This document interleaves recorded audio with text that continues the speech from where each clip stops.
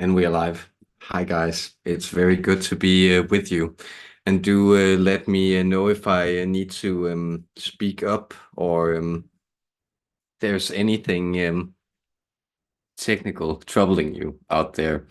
Other than that, I'm very happy to be joining you this evening and glad that you're joining me here for a communion with Sri Shiva on different stuff. You know, my idea with themes is kind of on hold as often I experiment and see what works and what I like. So just shoot whatever questions you feel like. I have a lot of stuff prepared here around, for instance, energy things and Vedic religion and things. So there are plenty of stuff that we can go into, but I want to thank you for being here and Essen. So good to have you here, brother. Much love. So and Swasi is here too. So good to have you too, and and David too. Guys, wonderful to be with you. Bring questions and have fun, and we'll take it as we go. And thank you to my supporters on Coffee. So Tony, Laurie, Carla, Mandy, thank you so much, guys. Let's bring in Lord Shiva and enjoy your evening.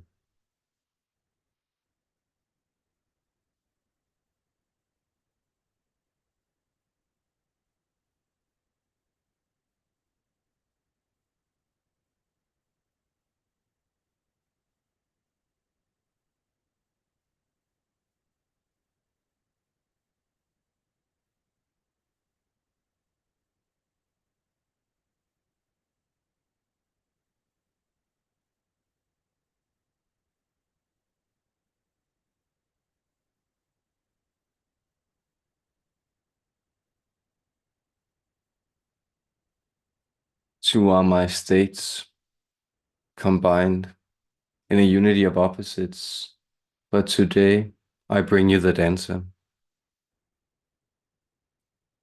This day I come with energy awakened to awaken and to stir what needs to be brought out, to be brought forward, to be shaken. Therefore, feel the quake that beats within you as I, Shiva, the Lord of Consciousness, I come forward to stir this life force always within you, this life force that everything contains within it, and that all form is simply the surface layer of. This is the life force that I bring forward. The earth itself, it shakes with this life force, barely containing it in its core, barely able to withstand it, radiating in from all sides, from heavenly bodies, barely able to contain itself in the momentum and the centrifuge around itself and around greater celestial bodies. Such is this dance that goes around and spins and shakes, always stirring you awake, widening you into ever greater rotations. And so, what are you circling? What are you clinging on to as this music, this wilderness of nature, it stirs within you? What are you attempting to salvage from the flood that is upon you? Know that the waves too will retreat and the waters will move back, and you again will find yourself in a landscape washed from all that no longer had a purpose to serve. These quakes They destroy many things, and yet many things remain. And so what remains for you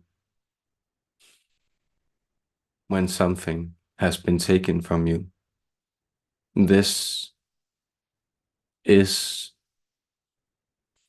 what matters. This is the thing with substance. This is the thing that you salvaged through the catastrophe. What are you still holding? This is your treasure. Let go of the rest. Let the flotsam float away. Let the wreckage break, and know that you will hold what is precious in your hand. I bring you my blessings. I bring you love, and I bring you acceptance, seeing you for who you are and accepting all of you. I look forward to these communications, and I thank you for your presence.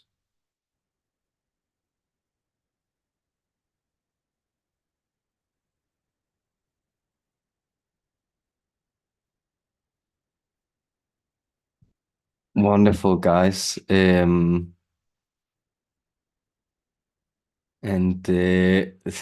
Swati, thank you so much for saying that. Love you too.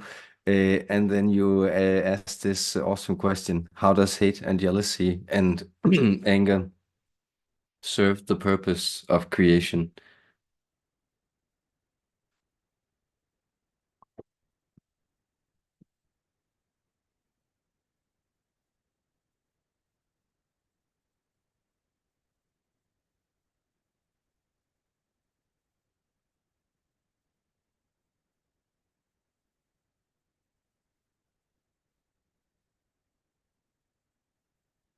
Hate, jealousy, and anger. Let us throw them into a pot and mix them, and know that these are the toxins, the residue that rose from the churning of that sea, that primordial beginning, when the forces of chaos and order, they tucked the world into creation. These things too I hold in my being, and I make space for.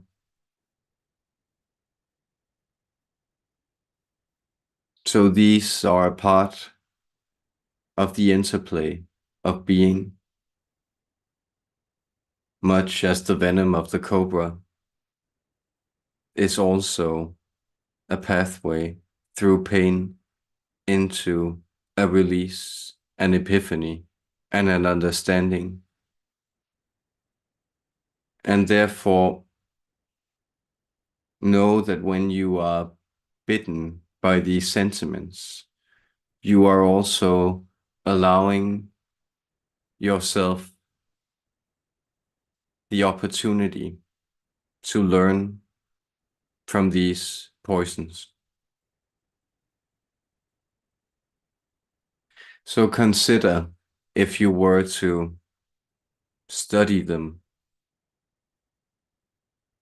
what do these feelings hold as teachers? Let us take anger for one. I did speak to you of the quake that stirs within and without. Anger is this quake. It is the beginning of you. Well, what is meant by that is that anger is the first delineation of need within you. This can seem very negative. This can seem very destructive. That is, when you are born, you come in as a type of open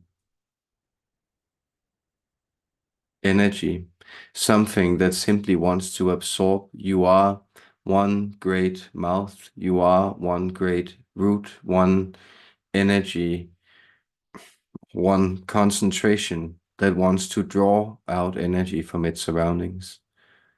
But then this begins to be denied to you as you are weaned off, as you begin to crawl, then stumble, then walk. You also begin to be your own person, and things are denied you. Things are off limits, and so your need is no longer fully met, and this brings you anger. So anger partially teaches you that there is vitality within you that is being restricted and that is trying to awaken and call itself into consciousness.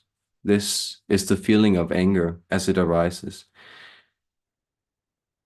Now, therefore, there also exists higher circuits of your person that are able to deal with this anger, meaning you can sort when is it serving you? When is the need that is presenting itself through anger something that needs to be recognized and put in place, harnessed, and its intensity brought to bear on whatever it is that needs to be clarified? And when is it something that you may want to also recognize is an impulse that does not serve you and that comes from a raw, wounded place of an animal left alone to fend for itself in the world, such as you are, such as all beings are? Now, moving on to jealousy. Does jealousy not reveal to you that you are somebody who is able to hold something dear? It also teaches you that you are somebody who values certain forms of integrity within yourself. Now you may want to recognize then, when is jealousy a healthy impulse? When it is, when is it something that is teaching you that you have needs, priorities that you need to communicate and that you expect to have met? This could, for instance, quite literally be that you do not wish to share your partner in any kind of arrangement that involves, let's say, sharing the wedding bed with others. Our friend here is fond of euphemisms in the translation. We believe you may understand this idea that some people also do give others natural reason to be jealous. There can be a mismatch of energies in relationships where there is simply a misconfiguration of preferences. And here there are perhaps negotiations, communications, exchanges to be had. This is all a complex part of human intercourse on all levels.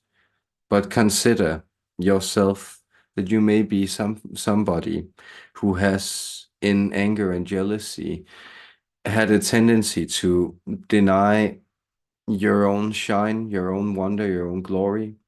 And so you find it in others, and you then tend to experience that disappointment that you may feel for keeping yourself small with others, as they also fail to live up to the ideals you impose upon them. So this is a way of seeing it. Then considering hate. Oh, it is a powerful emotion, isn't it? And really, is hate not also a kind of wild caring, a feeling that things should be set right, that there should be justice for you and in the world at large? So, this observation that hate is a way to keep a very strong bond to something that is hard to let go. And this, consider again how this is a type of deep, strong invigoration. That is, hate reveals that quake, that vital instinct. You sometimes call it survival. You could simply call it breath. Life itself wants to exist, and where it sensed that it has been wronged, it latches on to existence by hating. And this is an interesting phenomenon. And so we can say, cap this off. You ask how it plays a role in the part of creation. And so in creation, these creation is eternal. It is taking place in all moments, at all time.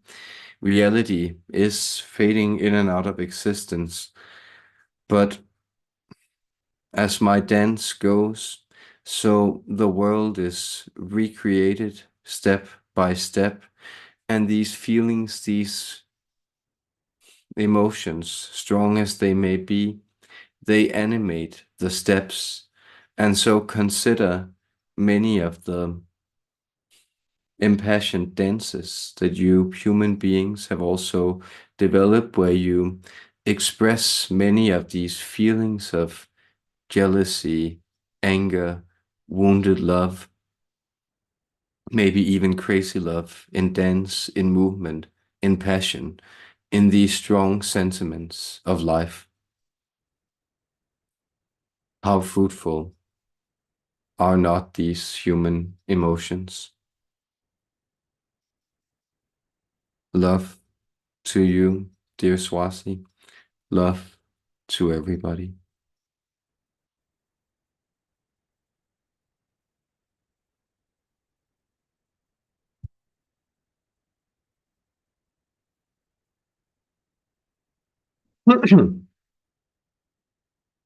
And super, thank you so much for that question.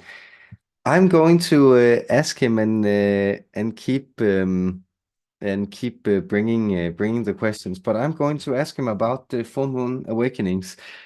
I assume you know this feeling. I had it last night. I'd forgotten to keep up with the lunar calendar, and then I wake up at 3 a.m. and can't sleep and check it out. And then of course it's the full moon, so even though it's overcast, you can just tell it in the energies. So I wonder what he'll say about this phenomenon of being stirred at full moon.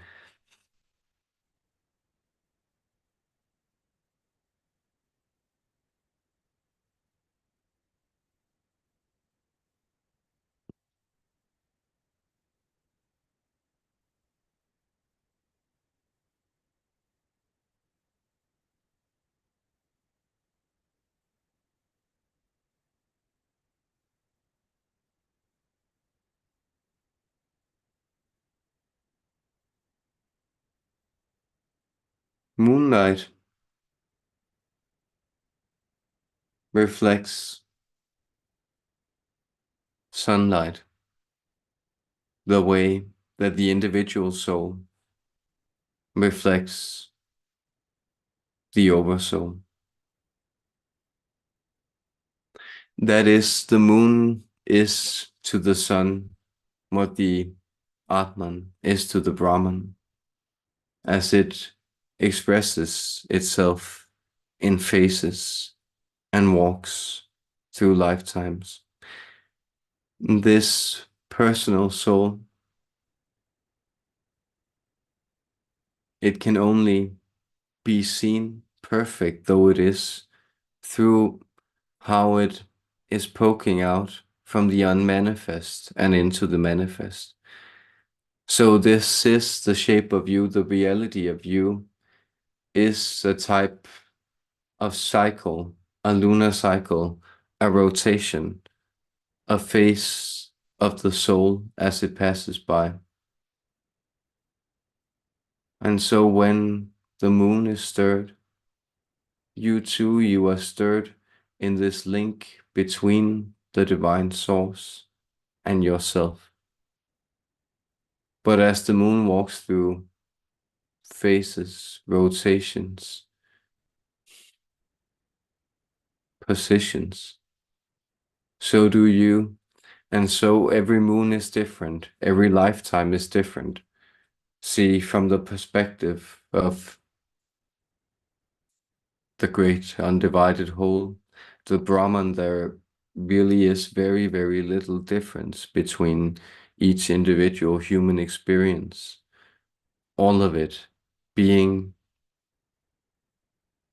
one day in the life of its human form, one form it has chosen to assume between billions upon billions upon billions. And therefore,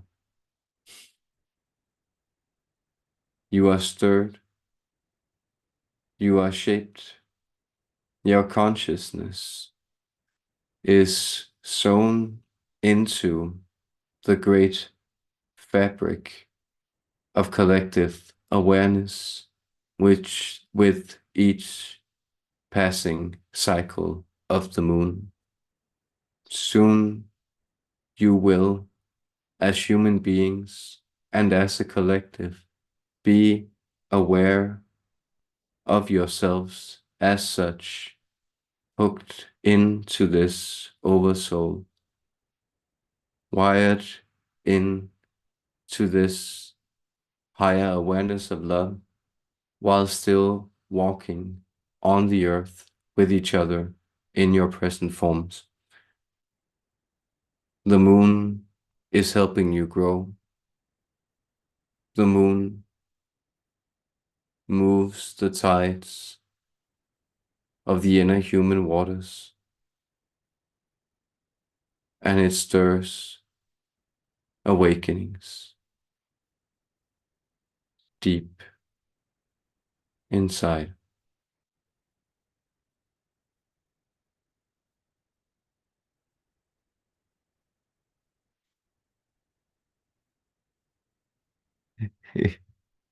Oh, you couldn't sleep either. It's good to know, it's common, right? But sometimes the powerful moons, you feel a little crazy in those late hours where it's just why, what's going on? Um, and I'll come. Thanks for another beautiful question, Swasi. I'll come back to that. I'll do David and Essence here first. So David asks, "Hello, Master Shiva. Could you please tell me if I've studied, practiced astrology in a past life? If so, could you reveal some details of these journeys? Thanks so much."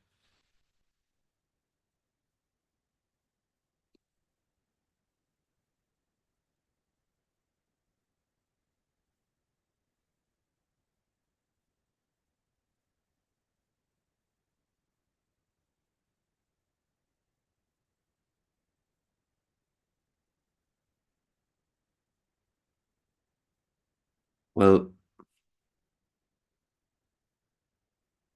we see you standing here on a cigarette in Babylon,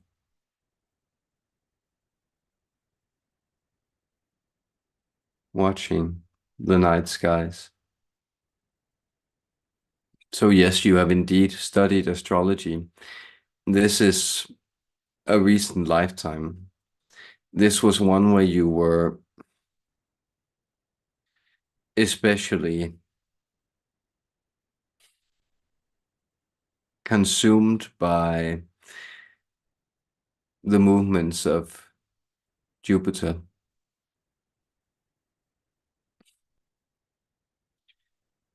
But there have been many lifetimes, and so many of you have spent lifetimes upon lifetimes doing different things. So the question is, how does it come about in your life today?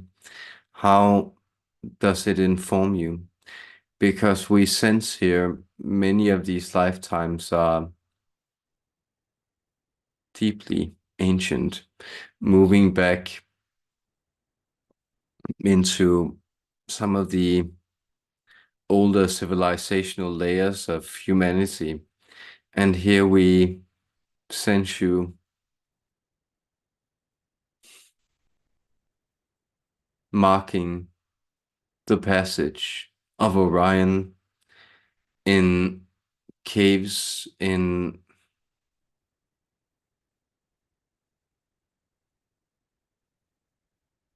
yes, for some reason we are getting caves in the Colorados, but this is a long, long time ago. So somewhere in the Rockies, about 4,000 years ago, here you are marking Orion as it passes over. This is again one of many lifetimes. Do go explore, and do go explore the sky, see what it holds there for you, and the codes and mysteries, the lore that is hidden there for you to unpack as you have done before. Love to you, sweet one.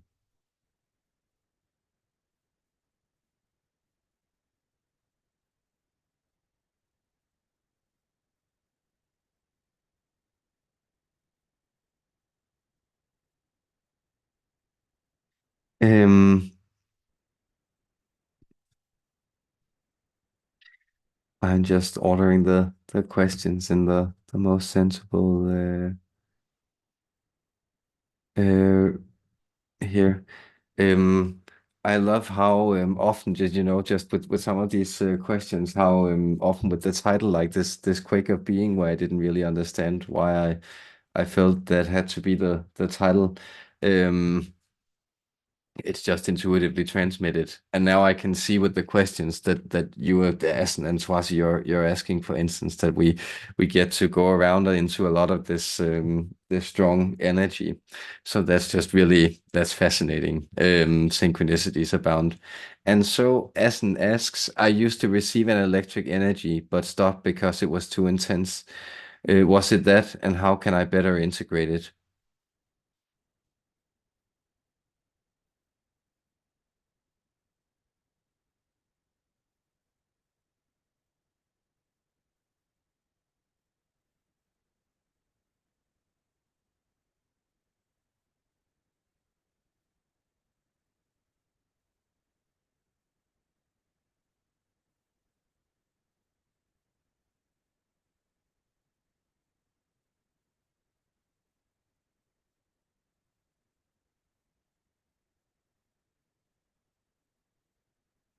The intensity is not necessarily for you to determine. Notice this is a configuration endemic to the human condition, that the intensity is usually turned up a little over what you would normally prefer. Very few people come to this planet to have an experience of a placid, somewhat dull and unchallenging lifetime. So notice that you have actually concentrated a lot of the challenges you wish to have in this lifetime into very strong, intense sensations that overwhelm you. But there is an instinct in you to also surrender to this energy. So what would happen? if you surrender to it. The best thing you can do is to let it pass through you. Yet this will appear spasmodic, epileptic, as if you're having a fit. And so this intensity, it is best expressed in a space where you can let it pulse through you. In reality, and I mean reality with a capital R in this case, in reality, sublime reality, true reality, you are this electricity. The intensity, the I that is experiencing this intensity, those are residues, karmas, structures. And know that the intensity will, as it moves through you and allows for these structures to come undone, it will place deeper structures within you. It is said that nature abhors a vacuum, and there are always deeper structures within you. So you sense in your being that there is a surrender to be had. There is a letting go of the reins, a relinquishing of the preconditions for experience. Do not know what you want to know. Know that you want to know more. What is being said here is that curiosity guides you. Curiosity led you so far into this impulse. And this is shaking you, not out of place, but into place. Much as a dance can look like a stumble until you see the logic and the rhythm of the steps. There is a rhythm in your life, and there is patience in your being. So can you allow this patience to come into your body and receive this wild, this furious quake within you, being this patient earth that is shaken and yet remains.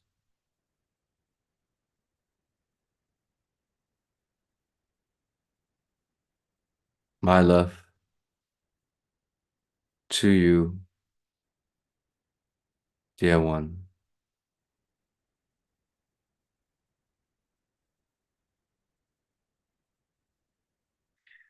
Oh, and opened my eyes to see Tony has joined us. Good to have you. What a pleasant surprise. Um, and then and yes, I'll do Swasi's question here. Um, Much love, Shiva. As both masculine and feminine representation, how is masculine supposed to serve the feminine and feminine supposed to serve the masculine in human relationships and as part of God? Great question.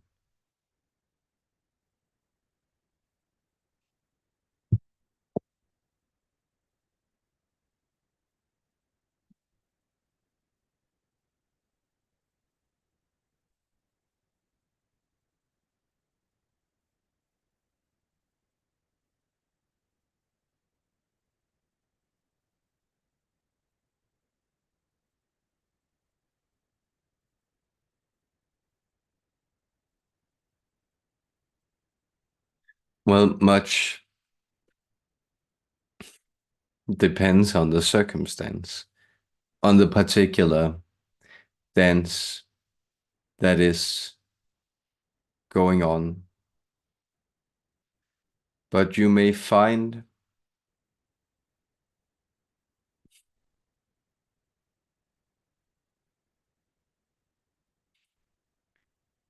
that if we speak of it in these qualities, these deep archetypes of masculine and feminine, these forces that express themselves in biological life in so many marvelous ways, then consider the dimensional qualities of the two.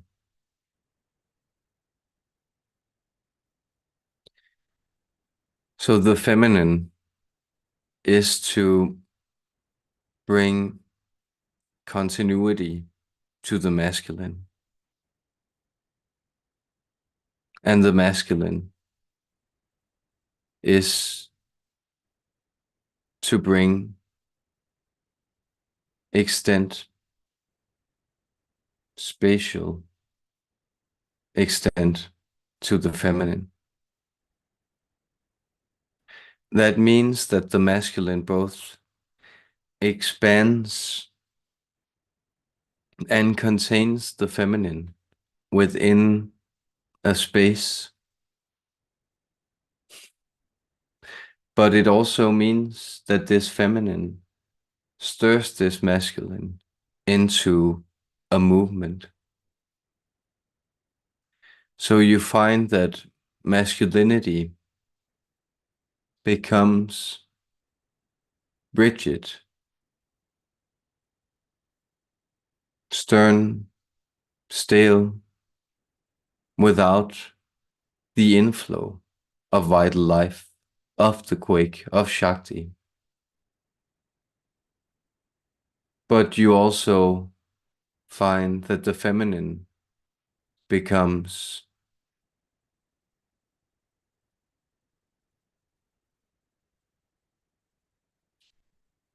escapist, untethered,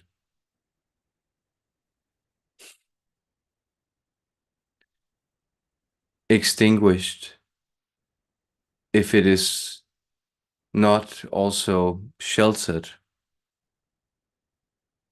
by the presence of the masculine. These are the ways that these energies usually are meant to supply each other. If you are looking for, I find the term relationship advice to be relevant, perhaps, if this is what you are looking for. We can only say that you may find that a sense of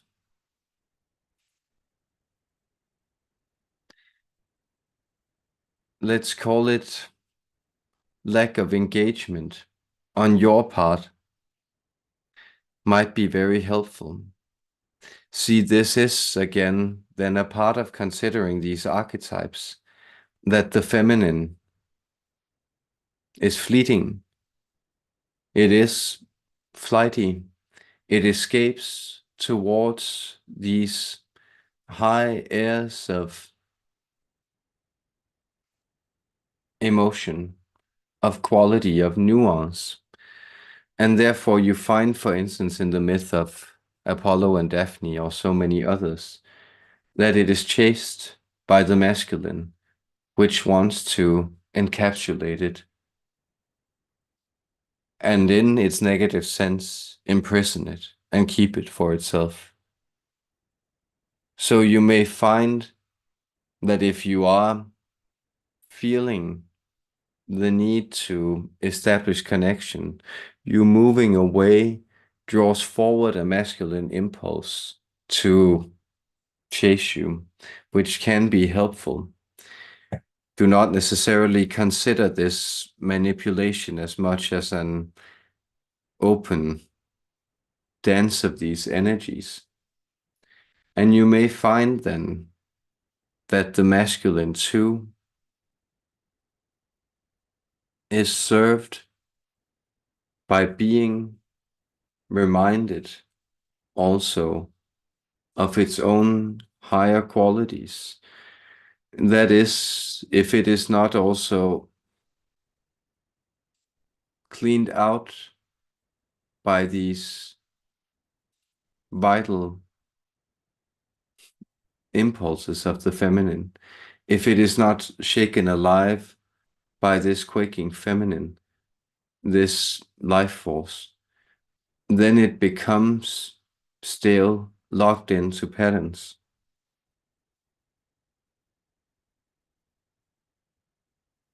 And you will find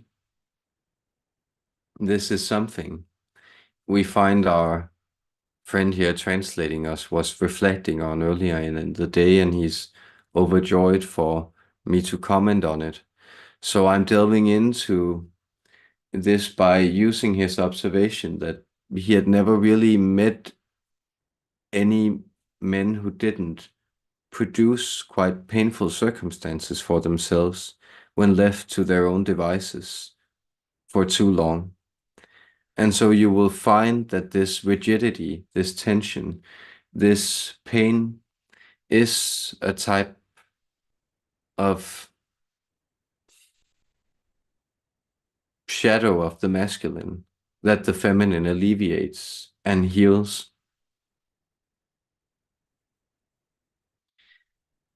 This is helpful to know. See, pain often finds women. That is, it is more a part of the feminine energy that it is exposed to pain through the reproductive cycle, for instance, and through the pangs of birth. And here you may also want to draw out this protective energy of the male, that the male energy is willing to alleviate that pain by also sheltering the feminine and allowing for her more revitalized, more cyclical, more restorative pain to play out. So even in the painful meeting of these two energies, they can restore and renew each other. We hope this answer served you. We send you love to you personally, dear Swasi, to your loved ones, and to all of you here and everywhere. Love.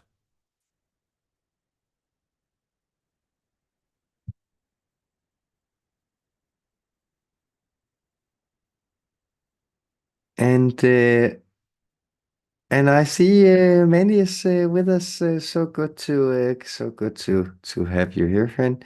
Um, what? Oh, sorry. As you can just say, you right. You just almost died this past week. Um, what the holy frack? I'm sorry to hear that. Um, and yes, definitely, definitely sending you some healing and everything. I will get back to the other questions, but I'll take this one. I'm just kind of sensing what's coming in because it's that there's an angelic sort of sorts, and I'm yeah, that's okay. Sorry. Okay, good to hear you're okay.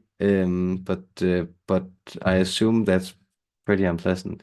Let's see what he says.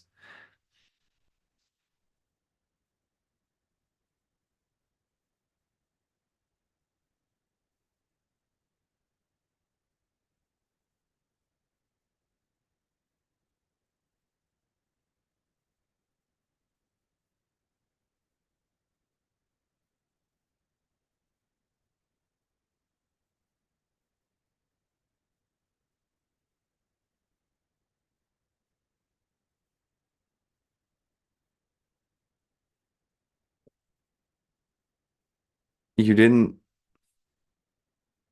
almost die. You did die.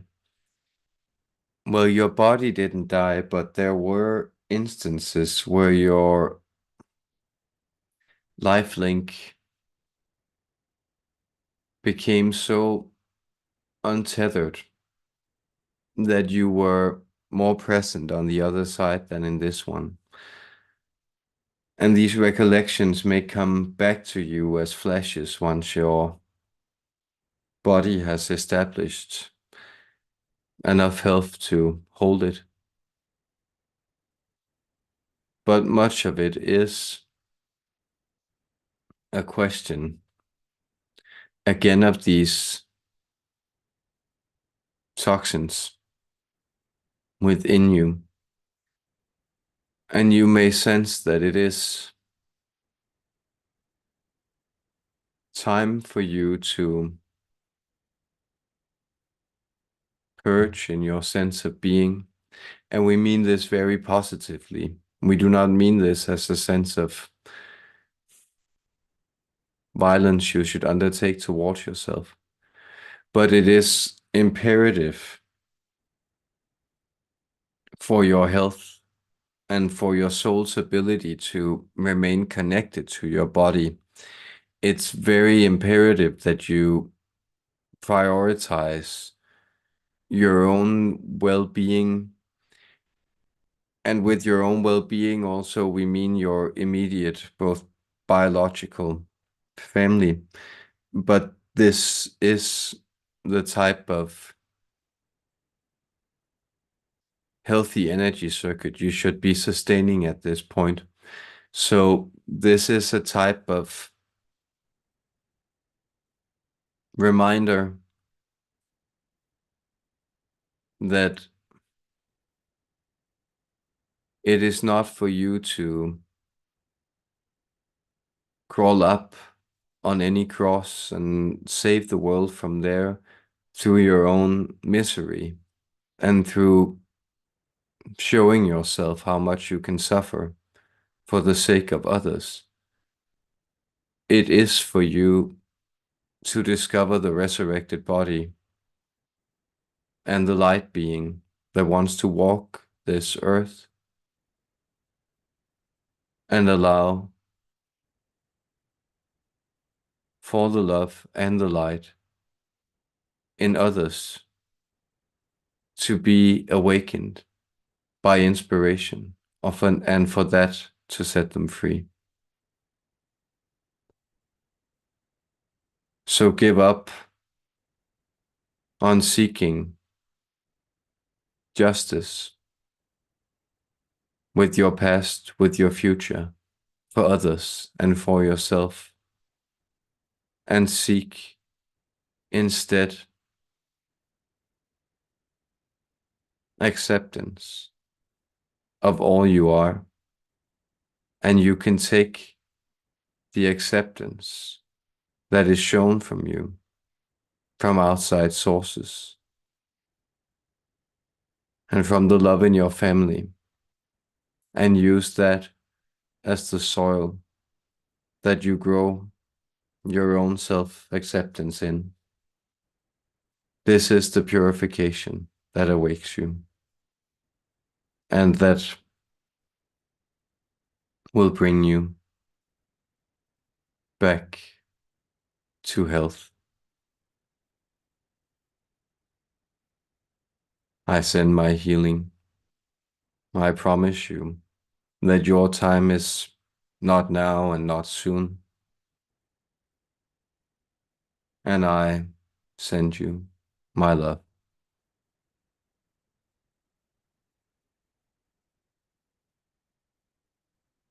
Yes, love and healing to you. Love and healing to you, Mandy. Take it easy, and I hope you. Yeah, it's always, when you're ill or you're sick, right? I hope at least you get something good to eat or something. But I don't know if that's not always you can even have that. Um, So I'll take Essence question here. How can awakened souls feel safe within their openness and emotional intelligence?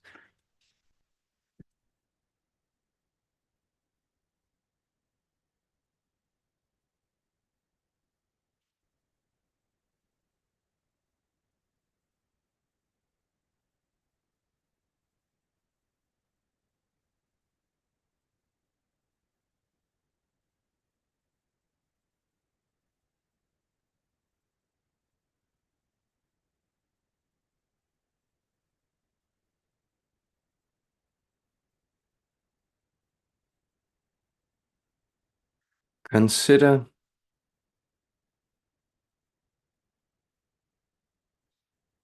the origins of your experiences and emotions, and then consider how you react to them. This may seem simple. What I'm aiming at is that many of these experiences, feelings, these unsafe stirrings that you are registering and picking up on,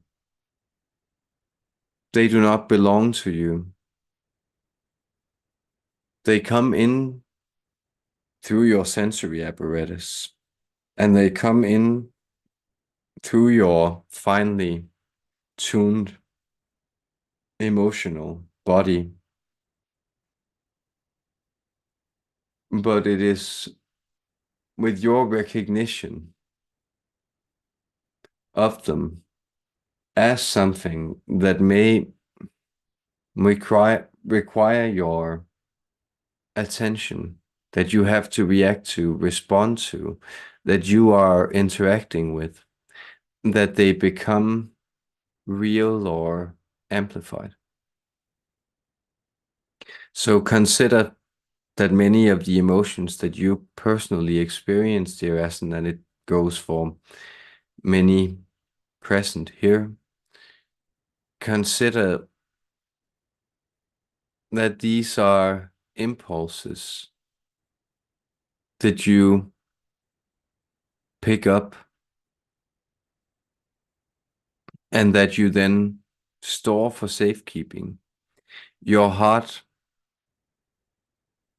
bleeding for the world in that sense, almost quite literally, that you take in these negative things and allow your emotional body to feel the sorrow for some of these experiences that these other people cannot feel. This is a part of, let's say, how the human oversoul is also decompressed. Notice you have, for instance, certain, well, in Judaism, there is the tradition of the scapegoat, this idea that, well, the negative emotion of the collective is put on a single sacrificial being. And you may, in many ways, offer yourself up to be that sacrificer. And so we are aware that there is a term that has been popularized throughout different circles, crevices, nooks and crannies of the internet. We speak of the term empath. Well, we believe our friend here informs us that it is originally a science fiction term. We refer to a short story by author Ursula Le Guin, who depicts how an empath aboard a exploration mission hates everyone on the crew, despises them for all their dark and dysfunctional emotion, and they hate him for seeing those emotions in them. So notice that this function of over emotionality, it is a type of blessing and a curse, much as many other things. You can be very gifted at listening. You can be very attentive to sound. But if you are in an environment that is simply made up of a lot of noise, this is actually more of a curse than a gift. And there you may, well, both practice your ability to concentrate on the sounds you want, and maybe also learn to blot yourself out with whatever age you have put cotton in your ears. So consider the same with your emotional body. And here we are also finding this very pertinent advice to Mandy in relation to her recent experience. So you may consider the both of you as people who also volunteer energetically to want to see and solve others' complicated energies, often dark energies. And you don't have any kind of responsibility to do so. So this is your reaction. This is where you notice that this responsibility, I'm being a little harsh with you, but you can consider it a type of violence. So that is, notice that it's a type of infringement on another person's right to experience and have and hold their own free emotions. And even if you are doing this etherically, you are picking it up and holding it for them. It is a type of diminishment of them where you pick it up and take it from them. And it is born out of love, it is born out of compassion. So the only reason I use this stark term is to assure you that you can actually say that you are doing somebody a disservice by wanting to bring them into a better state. Ask yourself instead, what do you need to do to allow yourself to let these things pass without letting them be things that you claim ownership for? And why can't you walk around in the world being the one who transmits emotion and feels assured that others might also be a safe harbor to park that in? So that is the idea, that you are also allowed to both transmit emotions that might be negative, less than ideal, because you own them yourself, and others are allowed to do the same because you don't have to own that. It is all a play, a dance, a comedy. You will not get out here alive, but you will go through things unscathed, un unchanged, no, but unharmed, essentially. Yes, you are safe, you are protected. Allow yourself to feel that in the integrity of your being. Our love to you, dear Aston. Our love to all of you.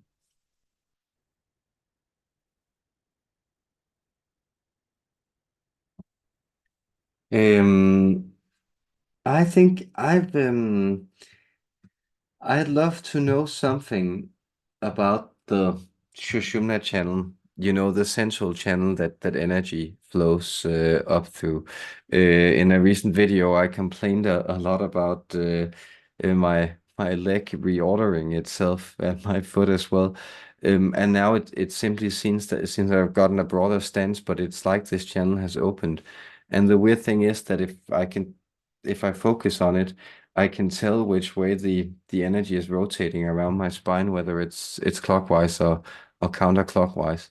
So I'd like to understand how to sort of settle with this energy, how to contain it, and what is the spine and what's actually going on there.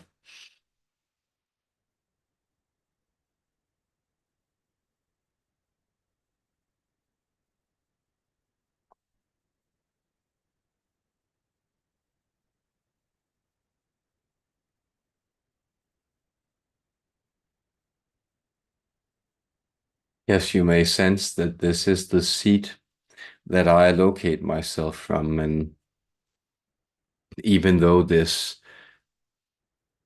spine does not have energy in an unencumbered curve, such as I would find in a perfect vessel for my energy that is a completely open energy channel, I do find that I can connect both to the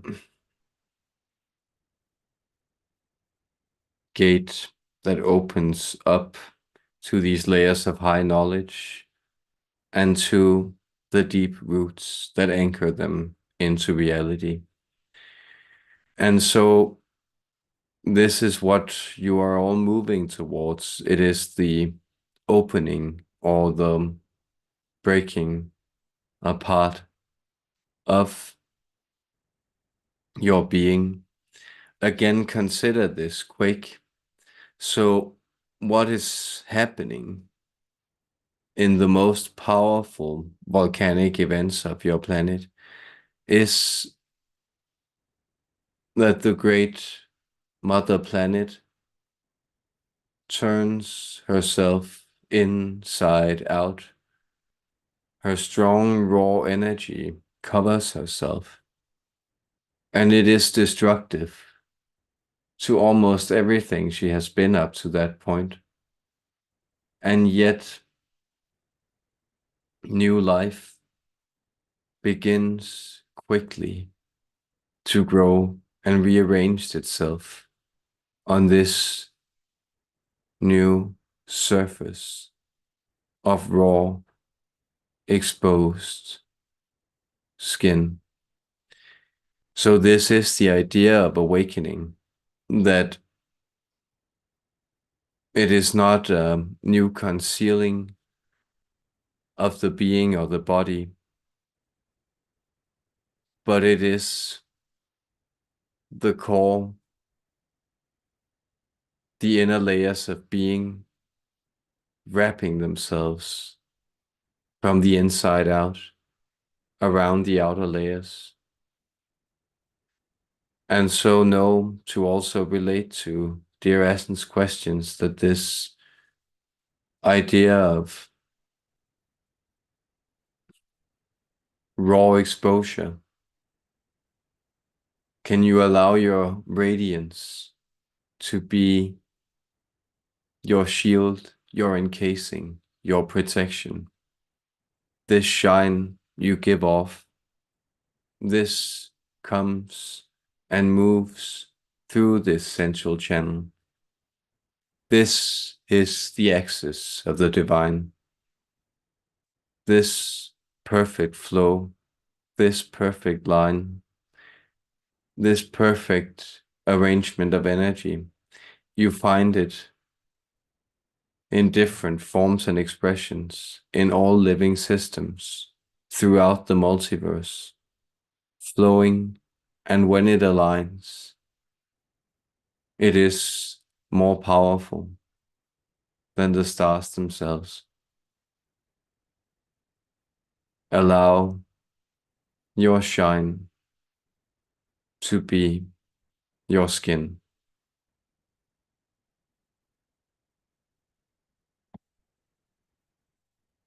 Most illuminating. Um, Wonderful. And then I'm glad you're that the messages are serving you guys. And Tony asks, "Blessing Lord Shiva in the name of the One Infinite Creator, you are loved unconditionally." Blessed Shiva, do you have a message for me and my partner Lisa as we start on a new journey together?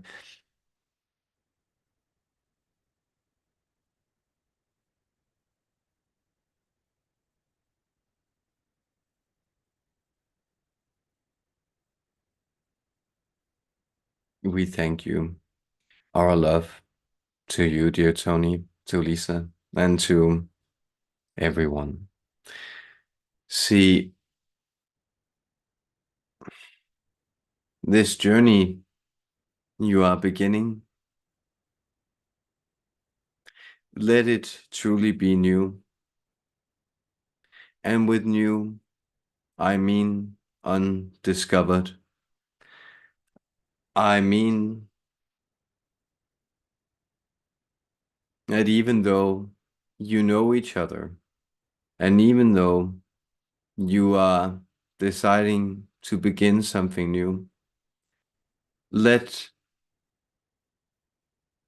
the surprises, the novelty of it, teach you what you don't know about each other, about yourself,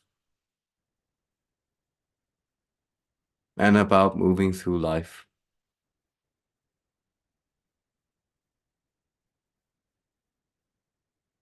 Then we also sense,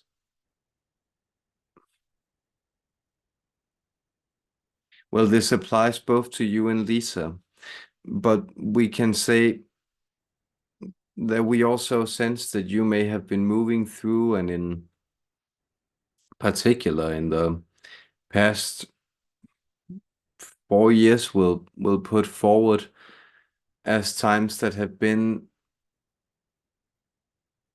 great shifting upheavals in your life. Consider that you, as somebody who has also been very attuned to these messages and communications coming in from the other side, and wanting to commit yourself to understanding that. Consider that you are on time with this awakening, that it has been prophesied for so many of you that this year 24 of your time would be different. New portals would open. So new portals are opening. Believe it so you can better enjoy it as you walk through them. Have fun on this new leg of your life. Love.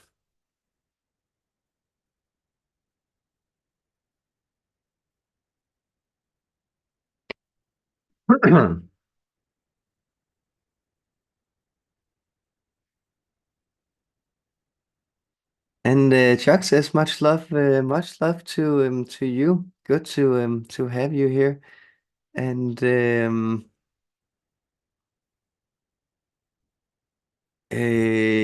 was one question here from Swasi, yes, that and she asks, did you create me? And do I, along with the rest of humanity, have a relationship with you? I feel a deep connection with you through Shiva chanting. Is reciting Shiva Maha Mantra serve us?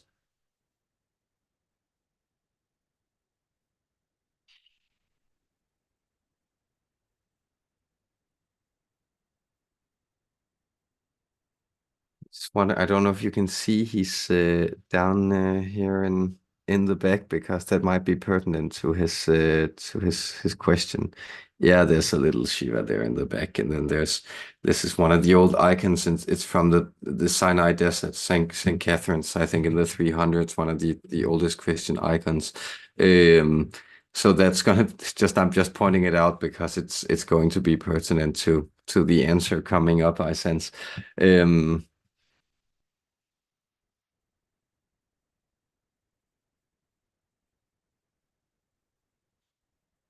Yes, because dear Swasi, you ask whether all of humanity is connected to my being, and they are, but they connect to it often in different shapes, avatars, expressions, incarnations. And so here you have the Son of Light, the personalized principle, the renewer and restorer of the world, the one who dies and lives at the same time. And when I spoke of my two states, one is resting in eternal meditation as the stone in the mountain, Another is the movement and the destruction of all things to renew them in their rebirth. And therefore you may find that this being, this aspect, is understood and connected to in different ways by different beings. That is through these textures and layers, histories and arrangement of culture and understandings of spirit and the ways you have made sense of it in different parts of the world. You find my being expressed in that. And so I am Christ, just as Christ is me, and our beings are the same. This is the highest body of being. And so you may find, dear one, dear Swasi, that you are connected to my being in many ways. Notice your name and notice how that invokes the rotation of my being. Because again, this holy dance around the still center, this is the meaning of the swastika. This is the meaning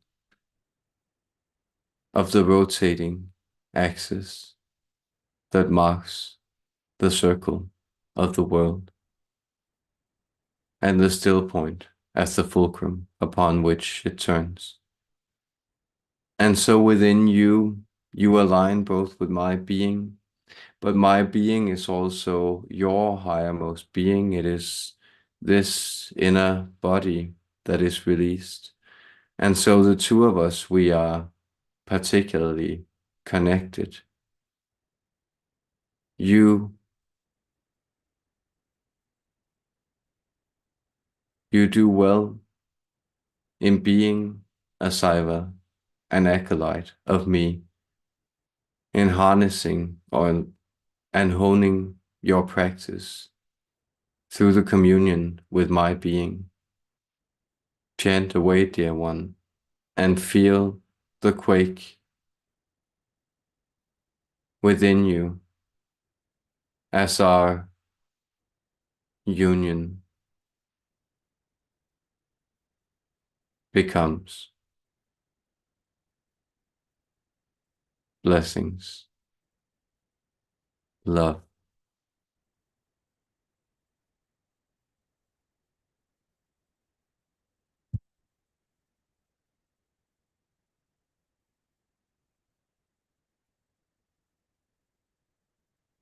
Um,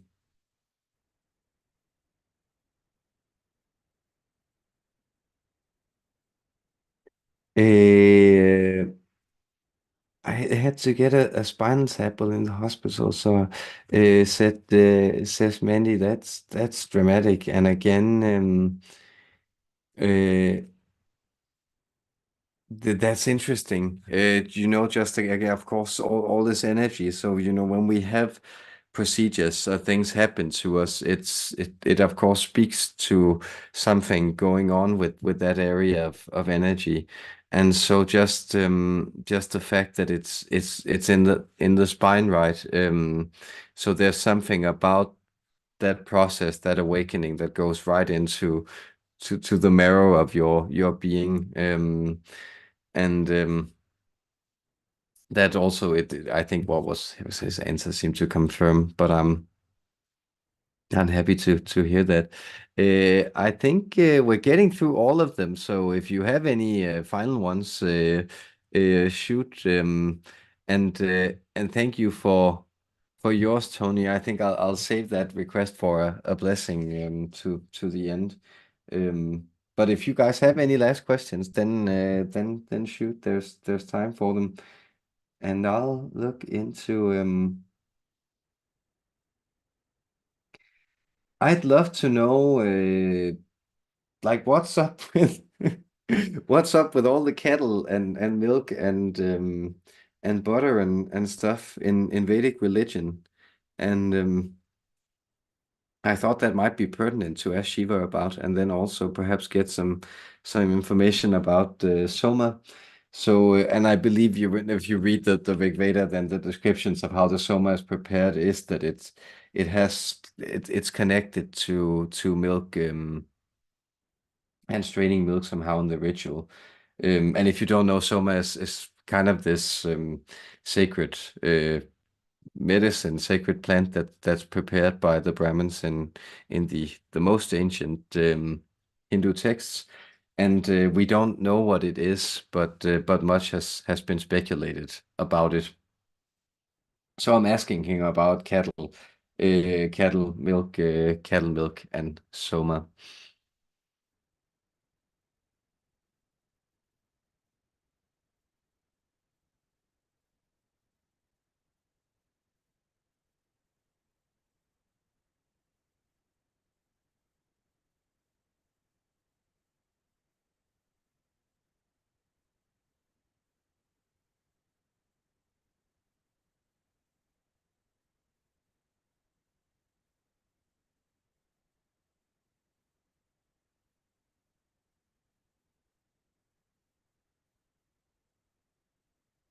Well, consider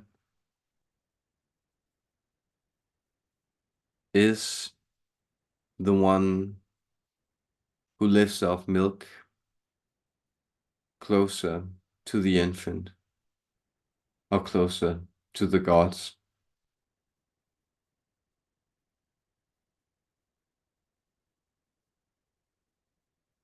Is not the clarified butter, the ghee, this sacred substance, life-giving, nourishing? Does it not allow you to sustain yourself, walking, traveling afar, moving below the sky?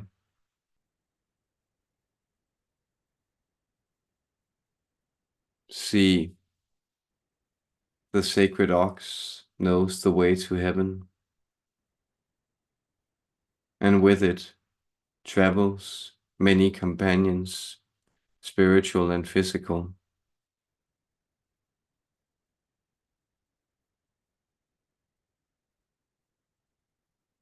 And you find that you can, in this symbiosis, release yourself from the shackles of the world and become one who creates from the ingenuity of mind and the strength of the ox. Wherever you travel together, she gives you life. Wherever you toil together, he brings forward great bounty, crops,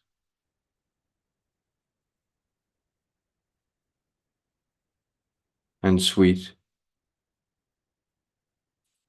delights. The challenge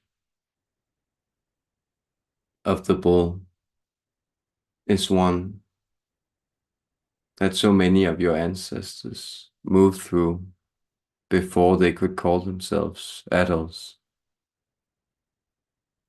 And there is something to be vanquished within that being, within that minotaur, within that releases and reveals the greatest sweetness, the greatest mystery of your own true essence, your courage, your power, your force, your wit. Consider the Soma a secret that has been revealed to you 1,000 times. You know it's being well, and so we will not point to it because you are already releasing it within this sacred substance, this ambrosia you dispense within, and yet the milk releases it. There are ways for you to shift and turn on the frequencies, the channel receptors of your bodies. And when you do, you receive the divine anew. This is what I will reveal this day. Thank you and love.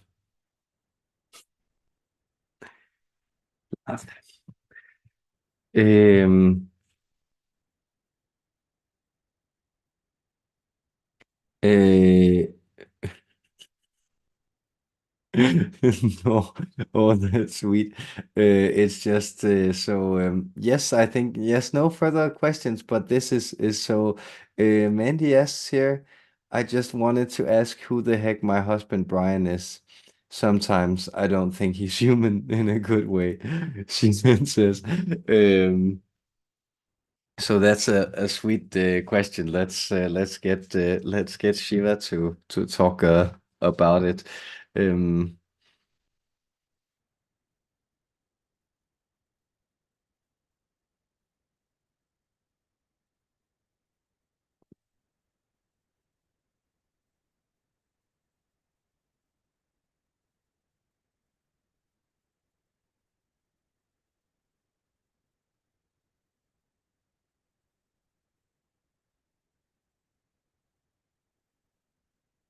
well, you tell us you're the one who's married to him. That is, notice this idea of who people are. It is mainly, mostly, an idea you human beings have. And you often think that once you figure it out, this will stop any problems, unpredictabilities, strangeness coming off this person. I know you. You're this and this and that, so you're liable to do this and that. And of course, as it is true that a leopard doesn't change its spots, so it is also true that a tiger can't catch its own tail. So the idea here is that Brian doesn't know who he is. You don't know who he is. We don't necessarily know who he is. We tend to, from these more divine ways of perceiving human beings, we tend to see you more as expressions, glimpses. And so, as you may also sense that a wave has many different small bubbles, curls, scum, then all these things could be used to describe the wave, but you would find that you wouldn't necessarily be any wiser for that matter. So the mystery, the mutual reflection that you don't really know who Brian is. He doesn't know, but you're experiencing him in a way that in many ways determines then who he is, what it means to be a specific Brian, him, in this lifetime, much as his interactions with you and his ideas about himself determines that.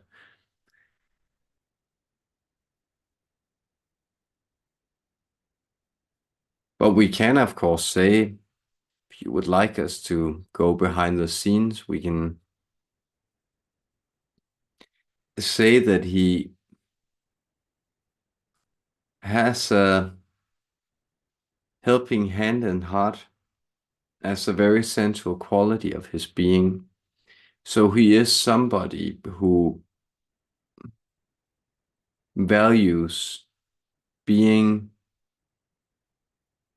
of help, and you may find that the more you allow him to empower him in being in places where helping is something that he can almost make into a system or organize, the better he feels about whether or not he's following his calling in life. Because that is in many ways what his heart flutters with doing. Our love to Brian, our love to you, our healing to you and to all, our love to you and to all.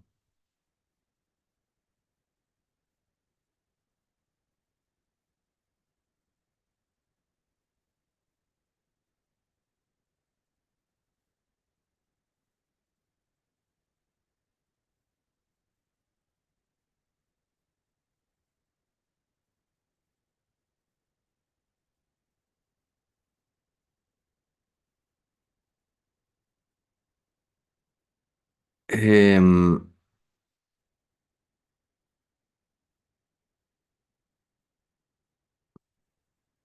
yeah, sorry, I'm just considering if there was any any other questions here or whatever. But here we are. So it's just Tony S. Dear Lord Shiva, before you leave us today, can you please give us a blessing in your preferred tongue, Adonai?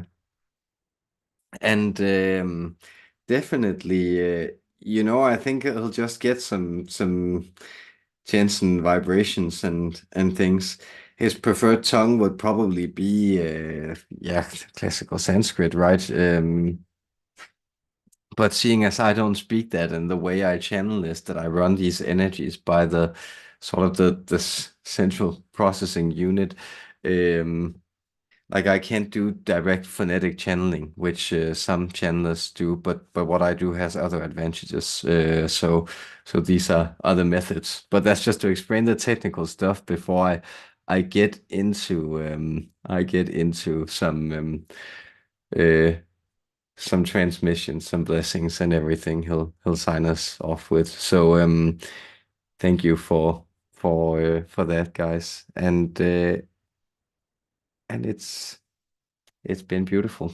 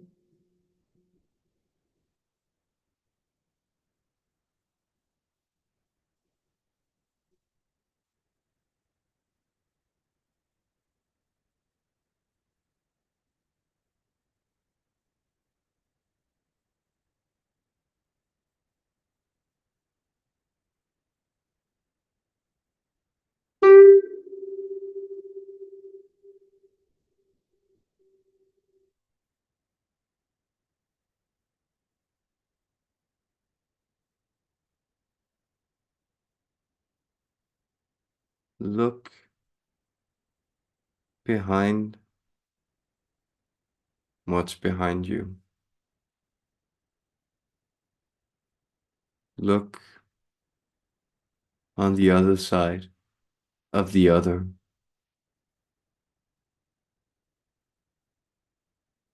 When the inside has become outside, how does it appear to you? How do you look with your outside turned in to be restored, tended to, held and protected, with your inside turned out to protect, to shine, to be a guiding light, and to give life to all that grows.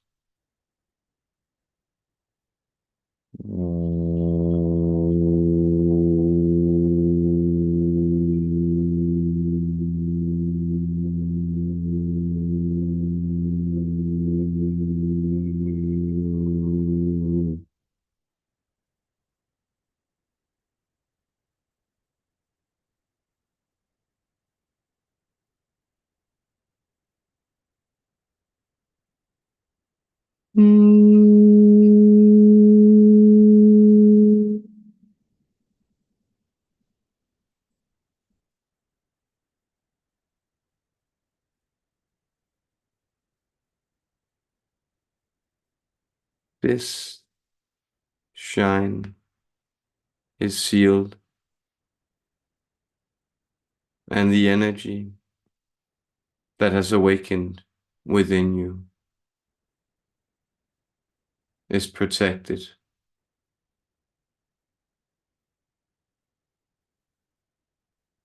It flows.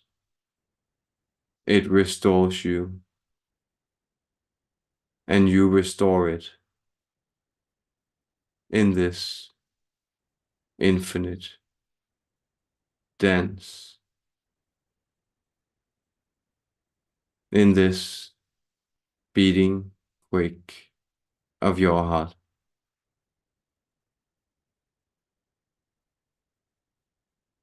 I, Lord Shiva, I depart from you this day with love in my heart and my being, for your being, for your hearts.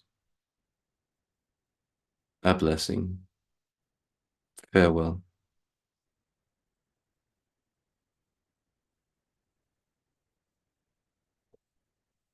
And no Sound of Music references in this live stream either. That was answered. Answered. Yeah, just learn Sanskrit already. Jesus.